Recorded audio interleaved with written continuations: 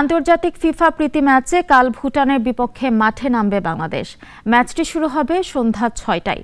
প্রথম ম্যাচে জয়ের এবার দ্বিতীয় ম্যাচেও জয় চায় লাল সবুজরা, তবে ভুটানও ফিরতে চায় সমতায়। রাজিবুল ইসলামের রিপোর্টে বিস্তারিত।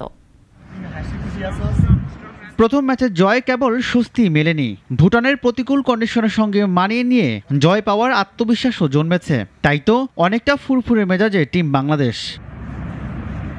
প্রথম ম্যাচের জয়ে এগিয়ে থাকলেও চিন্তা মুক্ত নন হ্যাভিয়ের কাবরেরার শিষ্যরা। স্বাগতিকরা চাইবে নিজেদের মাটিতে সমতায় ফিরতে।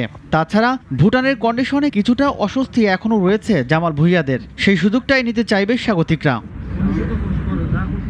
তবে জয়ের ধারায় থাকতে চান সহ অধিনায়ক তপু বর্মন।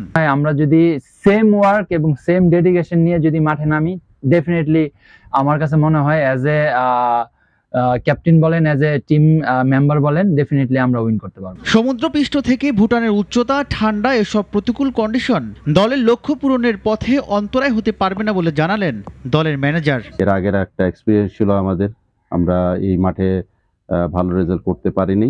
তো সেখান থেকে সব টেনশন দূর করে আমরা একটা গোল দিয়ে যে ধরে রাখতে পেরেছি, সেই কনফিডেন্স থেকে এখন সেকেন্ড ম্যাচের জন্য প্রিপারেশন নিচ্ছি।